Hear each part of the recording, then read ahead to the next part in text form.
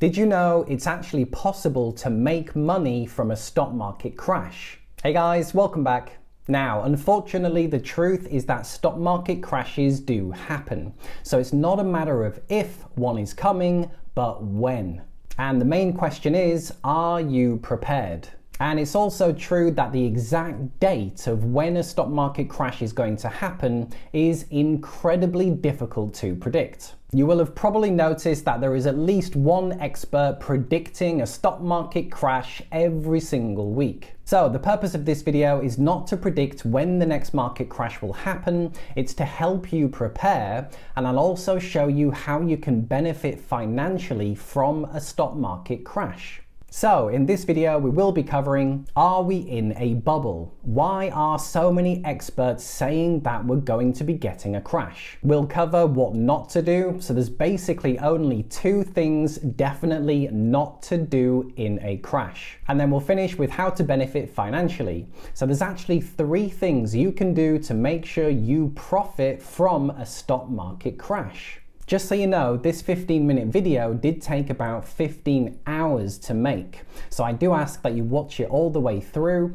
and if you find anything useful, be sure to drop a like, as that would be very much appreciated. Okay, so sit back and relax. Here is how you survive and thrive from a stock market crash. First up, a quick disclaimer. This video is for education purposes only. You should seek investment advice from a registered professional before making any investment decision. This video is not responsible for any investment actions taken by its viewers. So we are starting with the Wilshire 5000 representing the US stock market. On the left hand side here we can see we are working in the trillions of dollars, and across the bottom this goes back to 1950. So you can see it looks relatively flat all the way till about 1990. Then we had this big run up to the dot-com bubble and crash.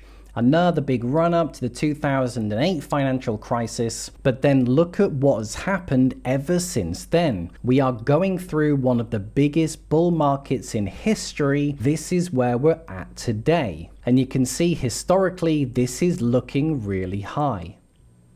Then if we divide the stock market by GDP, we get the Buffett indicator. As Warren Buffett said, this is one of the best ways to value the market. And when we divide the two, we get a percentage. So you'll notice here, look at the 100% mark. From 1950 onwards, it stayed below 100%. It only passed the 100% in the dot-com bubble and crash. It passed above in the 2008 financial crisis.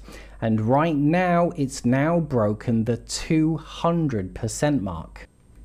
And finally, this is the Shiller PE ratios, and this is the stock price divided by the earnings per share, so how much profit the company is making. And this gives us a number. And you'll notice here the number 30, this is where we were at before the big 1929 crash, and it's only ever been above that in the dot-com bubble. And today we're at 35. Now this chart goes back over 100 years to 1880, and as you can see, there is only one other time in history that it's ever been this high.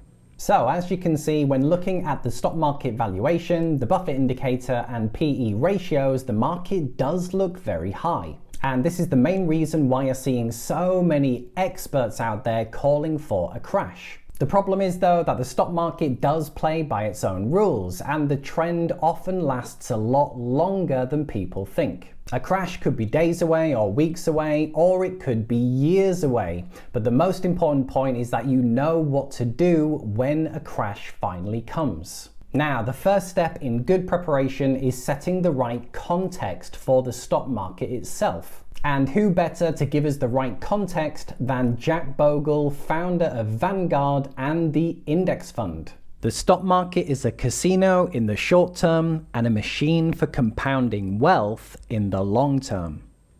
The stock market is a casino in the short term, but a machine for compounding wealth in the long term. So basically in the short term, the stock market's more like gambling, and the best thing we can do is think of it as a long-term vehicle and not a place to get rich quick. Check this out. So this is a very useful little table, and it's the S&P 500 from 1926 to 2015, and it shows the likelihood of you making money in different time periods. So you can see by investing in any one of the days, you only have a 54% chance of making money. And this is why in the short term, it's very much like gambling. It's close to a 50-50 whether you'd actually make any money. Now, if you held for over a year, you increase your chances to 74%. Hold for 5 years, it goes to 86%, but then this is the biggest point. When it comes to a 10-year period, it's 94%, and if you had held for over 20 years, in this time frame, you would have made money 100% of the time, which is why it's really important to think of stocks as a long-term investment, not short-term. And let's hear from another investing master. I buy on the assumption that they could close the market the next day and not reopen it for 10 years.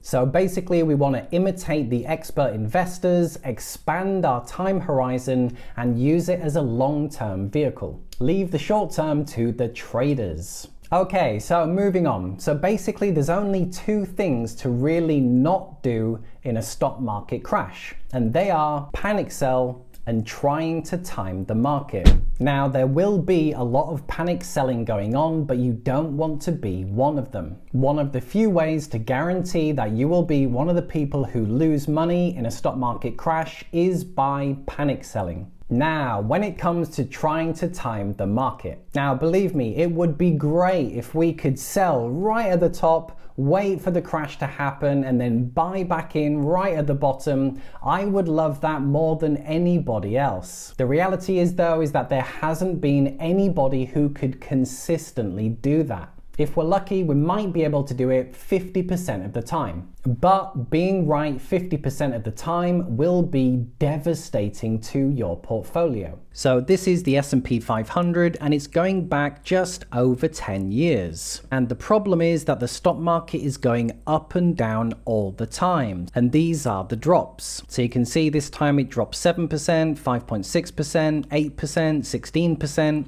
Now the problem is you have no idea just how deep these are going to drop. And trying to time this and know exactly what is going to happen is virtually impossible. And the problem is a lot of times when there is a big drop, the rebound can be just as fast. And if you miss out on just a couple of the best trading days, then this can be devastating to your portfolio. Check this out. This was research done by Fidelity, and it was the hypothetical growth of $10,000 invested in the S&P 500 from 1980 to 2018, so almost 40 years. Now, the best thing you could have done was just stay in the market. If you did that, you would have had $659,000. Now, if you panicked or if you tried to time the market, if you just missed the 5 best trading days, and this is in a 40-year period, look at the devastating effect to your portfolio. You almost lost a third. And that was just missing the 5 best days. By just missing the best 10 days, you've now lost over half of your portfolio. And if you keep doing it, you can see the effects that this have. So basically, do not let your emotions get the better of you, and do not think you'd be better off by timing the market. As you saw, just missing out on a couple of the best trading days will be devastating to your portfolio. Okay, so what should we do in a market crash? Here are 3 proven financial strategies to help give you the best chance for financial success. Number 1, one of the best things you can do is dollar cost average. So let me give you an example of the power of dollar cost averaging.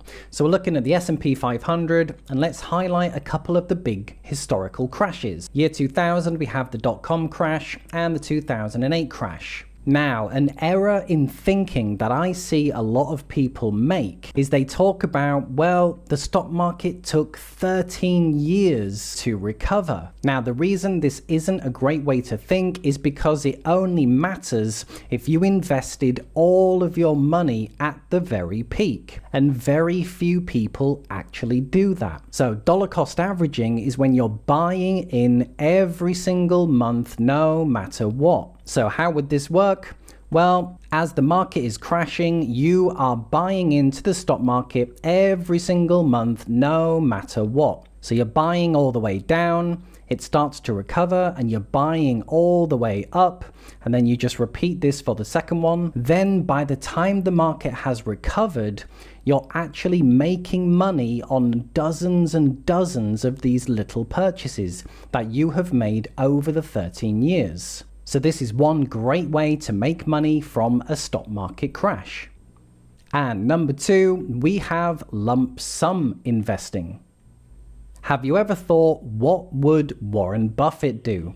Well, this is the portfolio of Berkshire Hathaway, Warren Buffett's portfolio, and what many people don't realize is that the biggest slice, 35%, is actually in cash. Well, more specifically, it's cash equivalents. He keeps this in T-bills, short-term government bonds, but this can be liquidated into cash instantly, and the rest of the portfolio is made up of his stocks. And this is how you can win in either direction. So if the stock market continues to go up, he is making money from all his stocks, and if there is a crash, he has cash ready to deploy in a lump sum. In fact, he says, be fearful when others are greedy, and even more important, be greedy when others are fearful. So when people are panicking and selling, he is there ready with a chunk of money ready to invest.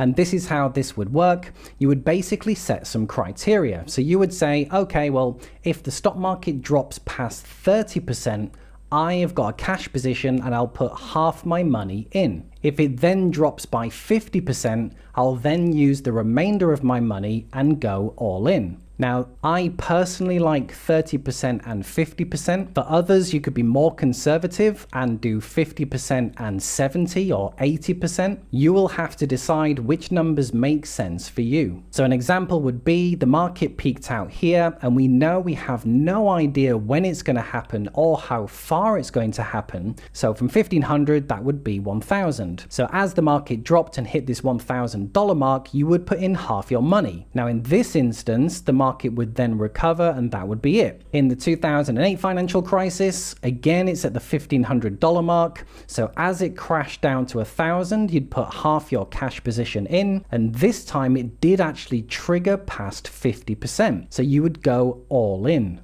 And then as the market recovers, you've now made really good money by lump sum investing. And number three, we have do nothing. Unfortunately, there are a lot of people that just don't have spare money ready to deploy, and they don't have enough income to invest every single month. So actually just doing nothing is a good strategy, and it's a lot better than panicking and selling. We can take this sage advice from Jack Bogle. Don't do something, just stand there.